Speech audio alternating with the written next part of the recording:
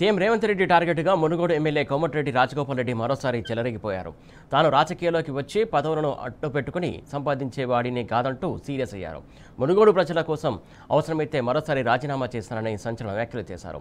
LB Nagar నుంచి పోటీ చేస్తే తనకు మంత్రి పదవి వచ్చేదే కానీ మునుగోడు ప్రజల కోసం మంత్రి పదవి వదులుకున్నానని చెప్పారు. మంత్రి పదవి ఇస్తానంటేనే పార్టీలోకి వచ్చానన్న రాజగోపాల్ భువనగిరి ఎంపీ స్థానాన్ని గెలిపించినప్పుడు కూడా మంత్రి పదవి ఇస్తానని చెప్పి మోసం చేశారని దుయ్యబట్టారు.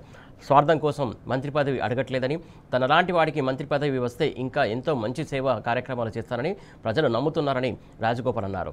మంత్రి పదవి ఇస్తారా ఇవ్వరా అది పార్టీ ఇష్టం ఉంటేనే తెలంగాణ ఉద్యమంలో పార్టీలో సీనియర్ నాయకుడిగా ఉన్నానన్న విషయం గుర్తు చేసుకోవాలన్నారు. వేరే పార్టీ నుంచి వచ్చినటువంటి వాళ్లకు పదవులు ఇచ్చారు, తనకన్నా చిన్నవారికి పదవులు ఇచ్చారని ఆవేదన వ్యక్తం చేశారు. తాను ఎవరి కాళ్ళు మొక్కి పదవి తెచ్చుకోవాలనుకోవట్లేదని, మనసు దిగజార్చుకొని బతకడం తనకు తెలియదంటూ రాజగోపాల్ అన్నారు.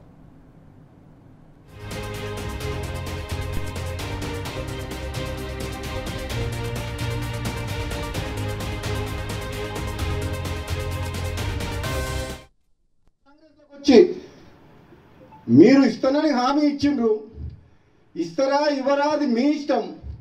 అవకాశం వస్తే ఎప్పుడన్నా నేను కూడా సీనియర్ని కాబట్టి తెలంగాణ ఉద్యమంలో ఉన్నాం కాబట్టి నాకంటే జూనియర్లకు నిన్నమని వచ్చిన ఇతర పార్టీ వాళ్ళందరికీ ఇచ్చారు కాబట్టి మీరు ఇచ్చిన మాట నిలబెట్టుకుంటే, మీరు ఎంపీ గెలిపించమంటే గెలిపించినాం, పార్టీలకు రమ్మంటే మేము నమ్ముకొని వచ్చినాం. ఇస్తారా ఇయ్యరా అది మీ ఇష్టం.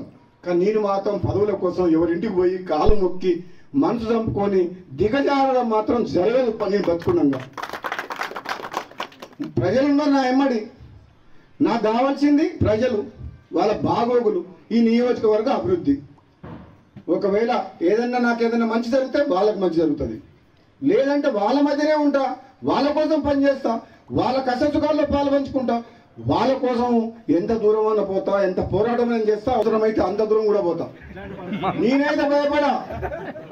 మీ అందరికి మాటిస్తున్నా. మళ్ళా ఈరోజు లచ్చమ్మగూడ సబ్స్టేషన్లో ఇక్కడికి వచ్చి నిరాకరించగా నేను ఏదైనా మంచి పని చేస్తే మీకోసం చేస్తే తప్పితే త్యాగమైన పోరాటమైనా మీరు తలదించుకునే పని నా ప్రాణం పోయినా చెయ్య.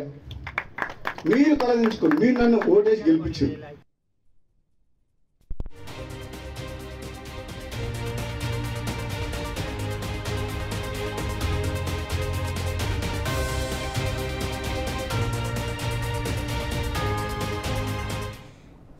దీనికి సంబంధించి తాజా అప్డేట్స్ అందించడానికి మా కరెస్పాండెంట్ రాము సిద్ధంగా ఉన్నారు. రాము, చెప్పండి.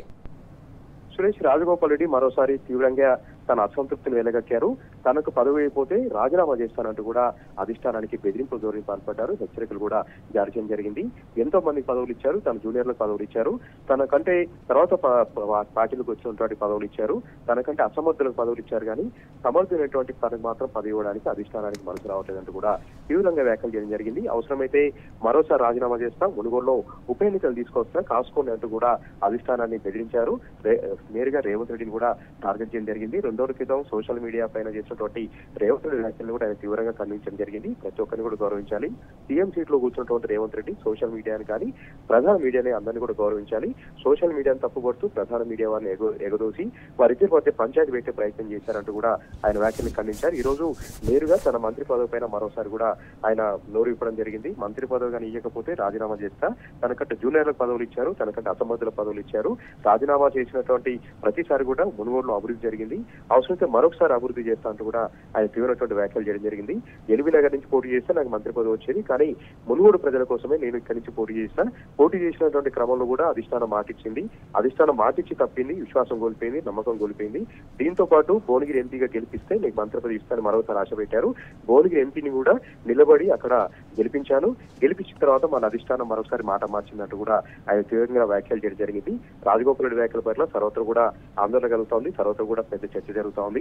మునుగోడులో మరొకసారి ఉప ఎన్నికలు ఖాయమైనటువంటి చర్చ కూడా ప్రధానంగా నడుస్తూ ఉంది. అధిష్టానంతో తాడో పేడు తెలుసుకునేందుకు కూడా రాజగోపాల్ రెడ్డి సిద్ధమైనటువంటి చర్చ కూడా నడుస్తూ ఉంది. దీంతో పాటు తన అన్న కోమటిరెడ్డి వ్యాఖ్యల్ని కూడా పదే పదే తప్పుపడుతూ వస్తున్నారు.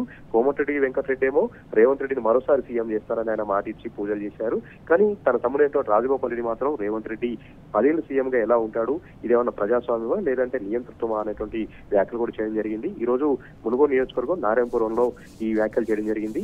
అవసరమైతే మరోసారి రాజీనామా చేస్తా, మునుగోడు ప్రజల కోసం ఎంత దూరమైన వెళ్తా, ఎంత పోరాటమైన చేస్తా, ఏ త్యాగానికైనా నిశ్చితంగా ఉందన్నట్టు కూడా ఆయన వ్యాఖ్యలు చేయడం జరిగింది. తనను మంత్రి పదవి ఇస్తారనే పదవిలో తీసుకున్నారు, పార్టీలోకి తీసుకున్నారు. తనను మంత్రి పదవి ఇస్తారనే మునుగోడు నుంచి పోటీ చేశారు. మంత్రి పదవి ఇస్తారనే భువనగిరి ఎంపీ టికెట్ సంబంధించినటువంటి అసూరెన్స్ ఇచ్చి అక్కడ గెలిపారని మాట ఇచ్చారు. భువనగిరి ఎంపీ సంబంధించినటువంటి ఎన్నికల్లో సొంతంగా 50 కోట్ల వరకు ఖర్చు పెట్టుకున్నాను, అతన్ని గెలిపించాను, ఒక అనామకుడు, అతన్ని గెలిపిస్తే మంత్రి పదవి ఇస్తున్నారు. అప్పుడు కూడా మాట తప్పారు. నేను ఎవరి కాలు కూడా పట్టుకోను, ఢిల్లీ పోయి పదవులు చేయను, నాకు అదృష్టం ఉంటే మంత్రి పదవి వస్తుంది, లేకపోతే రాదు. కానీ ఒకటే బాధ కలుగుతుంది, తనకంటే చిన్న వాళ్ళకు, తనకంటే జూనియర్లకు, తన తర్వాత వచ్చిన వాళ్ళకు అసమర్థులకు మంత్రి పదవులు వస్తా ఉన్నాయి, తనకు మాత్రం మంత్రి పదవి రావట్లేదు. తనకు మంత్రి పదవి ఇస్తే అసమర్థులు అంటే ఇప్పుడు ఎవరిని ఉద్దేశించి అన్నట్టు అసమర్థులు ఎవరు, మంత్రి ఎవరు అసలు? అంటే ప్రధానంగా నల్గొండ జిల్లా సంబంధించినటువంటి మంత్రుల గురించి కాకపోయినప్పుడు కూడా జూనియర్ గా ఎవరైతే ఉన్నారో, ఇతర సంబంధించినటువంటి మంత్రులు ఎవరైతే ఉన్నారో వారిని ఉద్దేశించినట్టుగా కూడా మనకు తెలుస్తా ఉంది. ప్రధానంగా పేరు పెట్టయితే ఎవరిని అనలేదు కానీ ఇతరంగా మంత్రుల్ని వాళ్ళు అన్నట్టుగా చెప్తా ఉన్నారు. జానారెడ్డిని కూడా ఆయన తీవ్రంగా తప్పుపట్టినట్టుగా కూడా మనకు తెలుస్తోంది.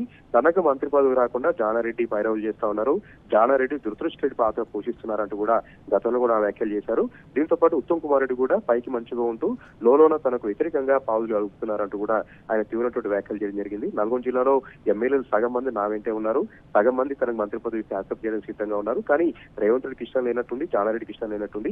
రేవంత్ రెడ్డి జానారెడ్డి మాట ఎన్నుకుంటున్నారంటూ కూడా ఆయన చాలా సార్లు అసహనం వ్యక్తం చేస్తున్నటువంటి పరిస్థితి కూడా మనకు కనిపించింది.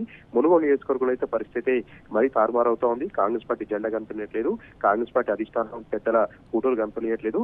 కేవలం ఆయన మార్క్, ఆయన యొక్క స్టైల్ చూపించేలాగానే ఆయననే కేవలం తిరుగుతున్నాడు. ఇతర మంత్రులు ఎవరు కూడా మునుగోడు నియోజకవర్గంలో అడుగుపెట్టనివ్వట్లేదు, ఇతర ఎమ్మెల్యేలు అడుగుపెట్టనివ్వట్లేదు.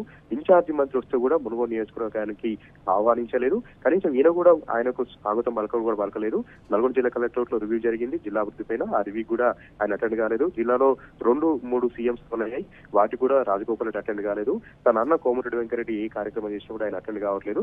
నిన్న స్వయాన కోమటిరెడ్డి వెంకరెడ్డి నల్గొండ జిల్లా కేంద్రంలో ఆయన క్యాంప్ హౌస్ ను ప్రారంభించుకున్నారు. అందరు ఎమ్మెల్యేలు వచ్చారు, తన పండుగ వాతావరణం చేసుకున్నారు. రాజగోపాల్ రెడ్డి మాత్రం రాలేదు. అంటే అధిష్టానంతో తాడోపెడి తెలుసుకునేందుకు, కాంగ్రెస్ పార్టీతో తెగదింపులు చేసుకునేందుకు, మంత్రి పదవి ఇవ్వకపోతే నేను రాజీనామా చేస్తాను, పార్టీని వీడతాను, అవసరమైతే మునుగోడులో ఉప ఎన్నికలు చేస్తానటువంటి హెచ్చరికలు జారీ చేసేలాగా రాజగోపాల్ రెడ్డి చాలా తొందరగా దున్నుతుకుగా ముందుకు పోతుండగా కూడా రాజకీయ విశ్లేషణ చెప్తున్నారు సురేష్. ఇప్పుడు తరచూ రాజగోపాల్ రెడ్డి వివాదాల్లోకి వస్తాడు. ప్రధానంగా ఇప్పుడు అంటున్న మాట ఒకటి, ఏదైతే తాను మంత్రి పదవి ఆశించి రాలేదంటాడు, కాకపోతే మంత్రి పదవి ఇస్తేనే వస్తానని చెప్పేసి, వచ్చానని చెప్పేసి మరొక మాట మాట్లాడుతున్నారు. ఈ వ్యాఖ్యలు ఎట్లా చూడాలి అసలు? ఖచ్చితంగా మంత్రి పదవి ఇవ్వాల్సిందే అని బెదిరింపు ధోరణికి పాల్పడుతుండగా అయితే స్పష్టంగా మనకు అర్థమవుతుంది. అధిష్టానాన్ని బెదిరిస్తున్నట్లుగా మనకు అర్థమవుతుంది, హెచ్చరిక జారీ చేస్తున్నట్టుగా కూడా మనకు అర్థమవుతుంది. నేను రాజీనామా చేస్తాను, ఇక్కడ ఉప ఎన్నికలు తీసుకొస్తాను, కాంగ్రెస్ పార్టీ అంతు చూస్తాను. నేను అప్పట్లో ఉప ఎన్నిక తెచ్చిన తర్వాతనే మునుగోలు అభివృద్ధి జరిగింది, ఉప ఎన్నిక తెచ్చిన తర్వాతనే తన దమ్మేంటో తెలిసింది. ఈసారి కూడా కాంగ్రెస్ పార్టీ యొక్క వైఫల్యాన్ని ఎడగట్టేలాగా, రేవంత్ రెడ్డి నాయకత్వాన్ని ప్రశ్నించేలాగా, కాంగ్రెస్ పార్టీ క్షేత్రస్థాయిలో ఎంత వ్యతిరేకత ఉందో తెలిపేలాగా ఉప ఎన్నికలు తీసుకొస్తాను, తస్మాత్ జాగ్రత్త, మర్యాదగా నాకు మంత్రి పదవి ఇవ్వాలన్నటువంటి హెచ్చరిక ధోరణితో 2-4 ధోరణితో ఆయన మాట్లాడుతున్నట్టయితే స్పష్టంగా తెలుస్తుంది. ఢిల్లీ పెద్దలు మాత్రం ఈయన పట్టించుకోవడం మానేశారు. ఢిల్లీకి సంబంధించినటువంటి ఎలాంటి సమాచారం లేదు, నేను ఢిల్లీ కూడా ఎప్పుడు కూడా పిలవలేదు. హైదరాబాద్ కు కేంద్రం సంబంధించినటువంటి అధిష్టానం సంబంధించిన పెద్దలు వచ్చినప్పుడు కూడా ఈయనకి ఎలాంటి సమాచారం రాలేదు, కలవమని. దీంతో లోలోన ఉడికిపోతా ఉన్నారు, లోలోన ఆయన మొదలు పడుతూ ఇలాంటి వ్యాఖ్యలు చేస్తుంటే కూడా మనకు అర్థమవుతుంది. ఖచ్చితంగా మంత్రి పదవి ఇవ్వాల్సిందే అని పట్టుబడుతున్నట్టుగా కూడా మనకు స్పష్టమవుతుంది Suresh. Right, thank you Ramu.